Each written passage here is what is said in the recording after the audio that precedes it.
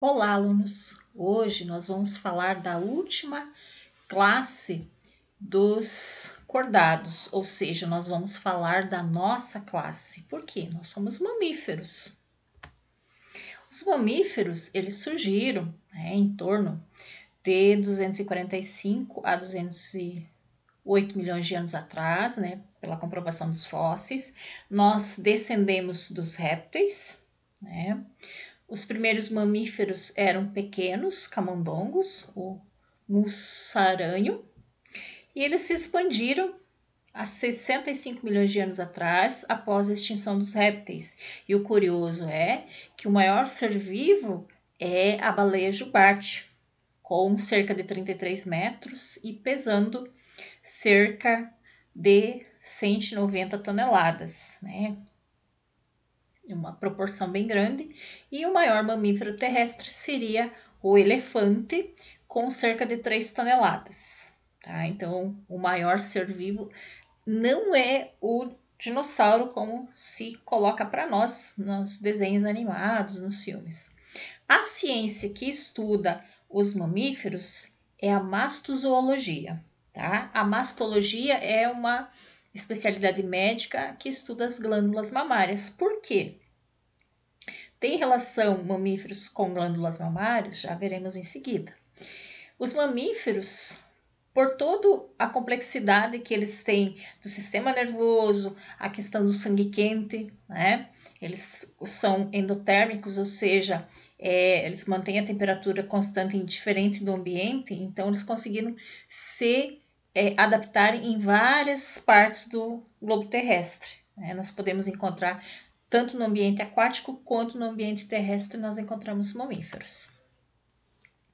Basicamente, os mamíferos, eles possuem glândulas mamárias, Há um cuidado parental da mãe com o bebê, então existe uma dependência da mãe enquanto bebê, enquanto filhote. A pele, ela é revestida por queratina, assim como as aves, isso evita a desidratação. Claro que nós temos ainda, no nosso caso, nós temos a melanina, que ainda nos protege contra os raios solares. Mas nós temos animais que não possuem a melanina, tem uma coloração clara e tendo uma carga zero de melanina, que seriam os seres albinos. Continuando aqui, os mamíferos, então, eles têm 3 tipos de glândulas. Nas fêmeas, as glândulas mamárias elas desenvolvem, nos machos não, então essa é a característica deste grupo. As fêmeas produzem leite quando tem filhotes. Nós temos também as glândulas sebáceas, que tem a função de proteção. Por quê? As glândulas sebáceas produzem um sebo, uma substância oleaginosa que produz, que tem efeito protetivo na pele, retarda o ressecamento. E as glândulas sudoríparas estão relacionadas com a manutenção da temperatura. Ninguém vai dizer assim, eu peguei uma cobra, uma galinha, um réptil qualquer, uma ave qualquer suada. Então, o suor é característico dos mamíferos. Tá? Pelos. Para que servem os pelos como anexo da pele? Proteção, garantem a homotermia, a manutenção da temperatura, servem também como isolante térmico, como sensores, e como camuflagem. Seguindo aqui, quanto às espécies, aproximadamente 4.800 espécies, uma grande proporção, cerca de 300 espécies vivem na Amazônia, mais ou menos 46 ordens. Aqui como exemplo nós temos o morcego, que é o único mamífero que voa. Lembrando que nem todos os mamíferos possuem glândulas mamárias, a gente já vai ver em seguida. O peixe-boi, que é um sirênio, da ordem dos sirênios, o leão, a ordem dos carnívoros, e o elefante proboscide, ou seja, o probóscide, o nariz, ele é transformado em uma tromba. Carnívoro, aí nós destacamos a questão da dentição. O que nas aves não aparece, que são os dentes, para manutenção né, diminui o peso, nos mamíferos surgem e bem desenvolvidos. Por quê? Os dentes têm uma função exímia na questão da defesa, da caça e para rasgar o alimento.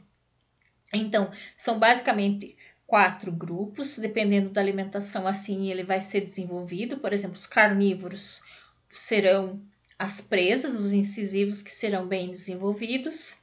Os ratos, coelhos, serão os incisivos, dentes da frente, que serão bem desenvolvidos, né, os roedores.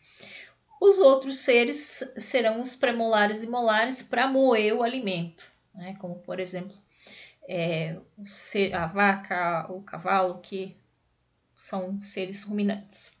Aqui nesse slide nós podemos observar que também dá para fazer uma classificação quanto ao tipo de pegada, né? Um trabalho que existe, né? Com os pequenos, eles gostam bastante das patinhas.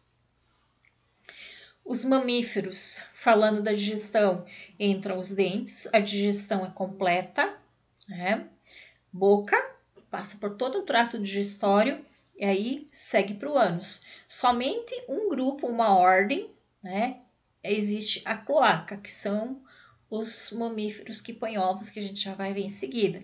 Então, sistema digestório completo. Quanto à alimentação, eles podem ser herbívoros, aí existe a questão dos ruminantes, né? Eles vão ter uma estrutura para fazer a deglutição, né? Para fazer um auxílio à mastigação, né? E os carnívoros, que são exímios caçadores, predadores, comem carne, e os onívoros, ou seja, é uma alimentação mista. Esses seres comem tanto carne quanto vegetais, né? No nosso caso, né? Na alimentação fica claro ali a questão da digestão completa. Na respiração, os pulmões contam com estruturas menores que são os alvéolos. E aí o que acontece?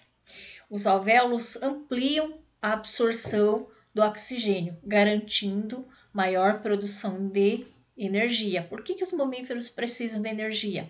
Além de eles terem um sistema nervoso bem desenvolvido, um cérebro que consome muita energia, os mamíferos estão entre os seres mais inteligentes, mais complexos no sistema nervoso, e o cérebro, o encéfalo, tem áreas bem desenvolvidas, os sentidos são muito apurados. A questão de aprendizagem, o cognitivo é bem saliente nesse grupo.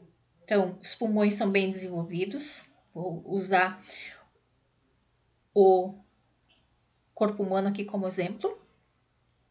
Então, a gente observa que os pulmões eles estão protegidos na caixa torácica, né? Aqui no meio a gente vai encontrar o coração. O coração ele está mais para o lado esquerdo, né? Aí nós temos a veia aorta que ela sai pelo lado esquerdo. Por isso que as pessoas que são casadas usam aliança no lado esquerdo, lembrando a analogia do coração. Entre os mamíferos também, que é a última classe da zoologia, nós observamos um músculo que ele auxilia na respiração. Quando ele contrai, o que acontece? O pulmão dilata. Quando ele relaxa, o pulmão contrai. O que acontece? Garantindo o movimento respiratório. Quanto mais respira, mais oxigênio. Quanto mais oxigênio, a ATP consegue, aliás, as mitocôndrias conseguem queimar mais glicose e ter mais ATP, ou seja, mais energia. Então, não esqueçam, entre os mamíferos surge um músculo que separa o tórax do abdômen, que auxilia no movimento respiratório, que é o diafragma, muito importante. A circulação, assim como das aves, ela é fechada, né? Ela passa por um sistema de tubulação, veias, artérias e capilares. Ela é dupla, ou seja, passa 2 vezes pelo coração. Aqui vocês estão observando a questão do batimento cardíaco, né? Quando contrai, quando dilata, né? O coração ele é dividido em 4 câmeras, 2 átrios e 2 ventrículos, né? Átrio, entrada, ventrículo, saída. Seguindo aqui, nós temos um endoesqueleto, um esqueleto interno que garante uma resistência. O órgão mais importante está protegido com uma espécie de um arcabouço, um capacete interno que é o crânio, que faz com que esse órgão extremamente importante e extremamente frágil fique devidamente protegido por esse arcabouço que é o crânio. Nós temos articulações que garantem o movimento. Órgãos vitais normalmente estão protegidos pelos ossos, então o esqueleto ele tem uma função primordial do movimento e na proteção de órgãos, dando também o formato, né? Quanto aos sentidos, né? Eu coloquei aqui o homúnculo de Penfield, que ele retrata um pouquinho a proporção dos sentidos, né? O tato é muito desenvolvido, né? Porque tem a pele e os pelos, que são sensoriais. Então, aqui estaria a audição, a visão, né? O paladar e o tato, né? Então, cada espécie de ser vivo acaba desenvolvendo muito algum sentido. Por exemplo, os gatos, eles enxergam muito bem, inclusive à noite, então eles são ótimos predadores caçadores à noite. Carnívoros, de modo geral, é a visão, né? Nós temos o caso dos quirópteros, que são os morcegos, que eles são cegos, mas eles têm um sistema de radar, um sistema de ecolocalização. Eles gritam, né? À medida que o som bate em algo palpável, matéria, e retorna para eles como se fosse um radar, e eles calculam aonde eles estão. A maioria dos seres que são mamíferos, a visão é binocular, os olhos eles estão na frente da face. Pela evolução, né, pelo fóssil encontrado, o primeiro mamífero foi encontrado há cerca de 160 milhões de anos atrás, na China, né? O Juramaia sinensis. Então, teria vindo dos répteis. E entre os cordados, né, nós temos peixes, anfíbios, répteis, aves e, para concluir, os mamíferos, nós observamos que eles têm subclasses. Né? A classe dos mamíferos ela se divide em 3 subclasses em virtude da questão dos embriões. Nós temos os prototérios, que eles põem ovos, tá? Então, esses seres, na realidade, eles não têm glândulas, glândulas mamárias. A fêmea sua o leite sai pelos poros e o filhote, ele lambe o leite que é escoado no peito da mãe, tá? Seria o ornitorrinco equidna. Os metatérios, que são aqueles que são marsupiais.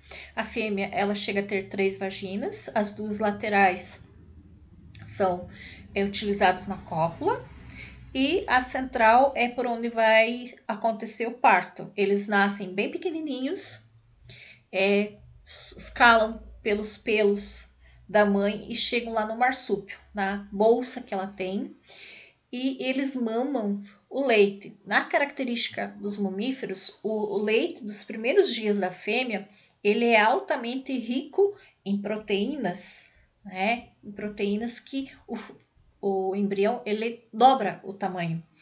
E, inclusive, né, é uma prática utilizada entre os seres mamíferos mais evoluídos, que seria o ser humano.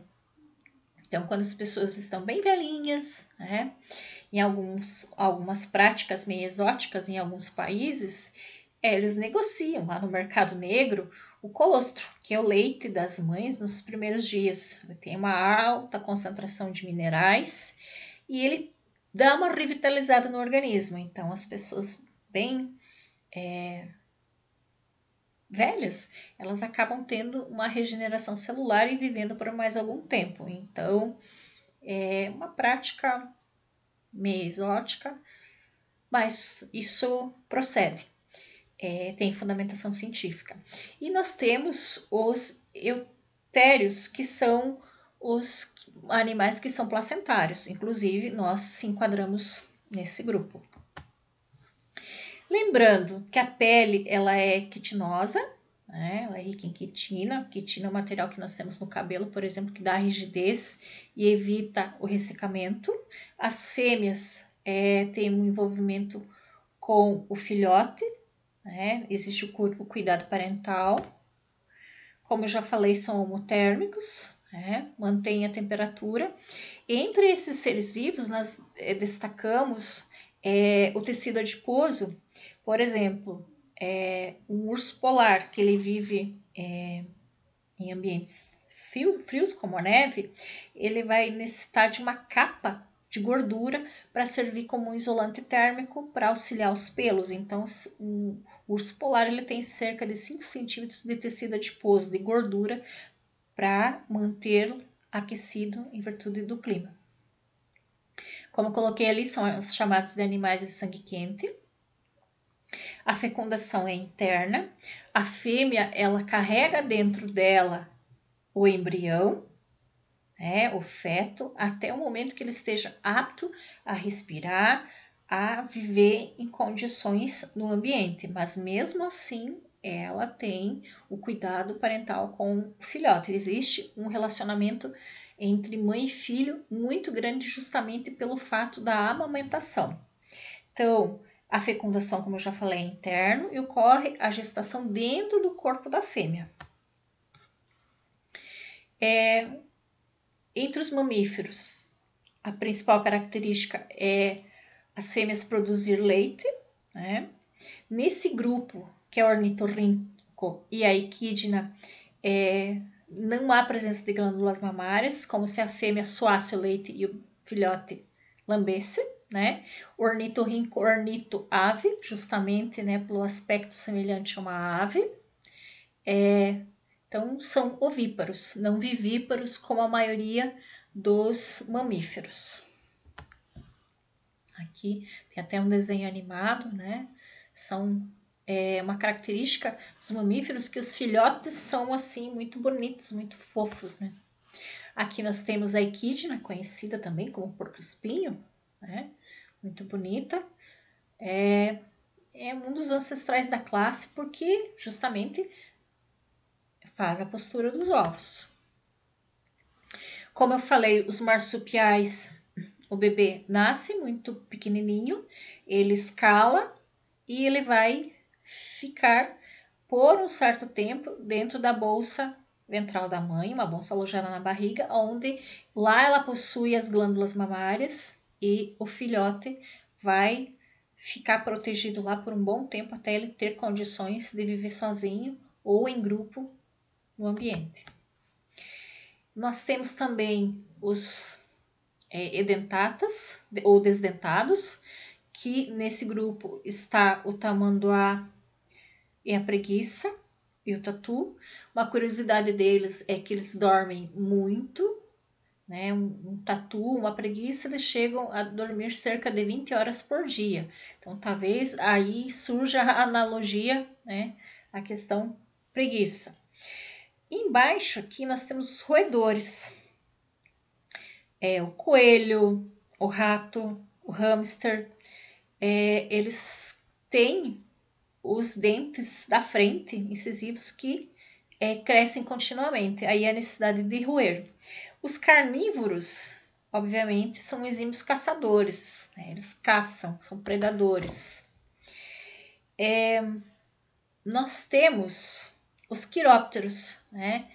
As mãos, né, os braços foram transformados em asas e aí a capacidade do voo. São os únicos mamíferos que voam. Nós temos nesse grupo a nossa ordem, né, que é a ordem dos primatas. 5 dedos nas mãos, 4 num sentido e o primeiro fazendo oposição a eles, para garantir capacidade prênsil para se fixar nos galhos das árvores, né? Então, os macacos eles têm uma relação muito grande com as árvores, são arborícolas, e aí tem uma grande questão da evolução, que nós descendemos de um ancestral comum dos primatas, né, macacos, chimpanzés, orangotangos e assim por diante. Então, nós não viemos deles. Existe um precursor, um ancestral comum. Não se sabe exatamente, não foi encontrado o fóssil ainda, né? Então, nós chamamos de elo perdido.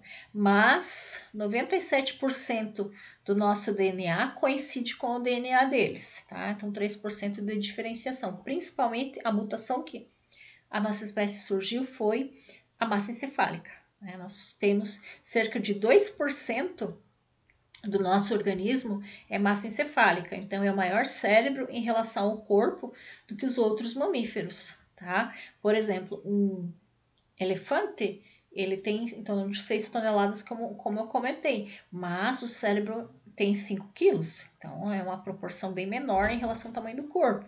Lembrando que o líder, normalmente são as fêmeas que vivem mais tempo, os machos acabam morrendo antes. A líder da manada, ela nunca esquece por onde ela passou, justamente por isso. Ou seja, ela vai saber onde tem água, os locais onde é mais perigoso, onde tem alimento, então ela vai comandar o grupo. Seguindo ali, nós temos a ordem dos artilodáctilos, né? São os animais que têm o casco fendido, né? O casco é bifurcado, né? Dividido em dois. Seguindo aqui, nós vamos observar alguns seres que vão para a água, mamíferos, né? Mamíferos aquáticos. E aí nós temos o golfinho, né? Que é um formato de peixe, não tem pelo, né? O pelo não tem utilidade nenhuma, justamente porque eles nadam, então para nadar não deve haver nenhum item, um anexo da pele para fazer atrito com a água, né? Então a ausência de pelo facilita com que esses seres nadem com mais agilidade e facilidade na água. Os sirênios, né? O boto e o peixe-boi, né, de água doce. Continuando ali com os animais que têm cascos ungulados, né, nós temos os perissodáctilos, que são os animais que têm o casco único, né, a zebra, o cavalo, né, o hipopótamo, né, são animais que têm o casco único. Embaixo aqui nós temos os proboscídeos, que são os elefantes, né? Os mamutes já são extintos, que eles têm o nariz transformado em tromba. Então, essa é a característica do grupo. Então, pessoal, terminando a zoologia, terminando o grupo dos cordados, eu deixei ali um exemplo, né, de resumo bem curtinho para vocês. Não esqueçam de fazer anotações.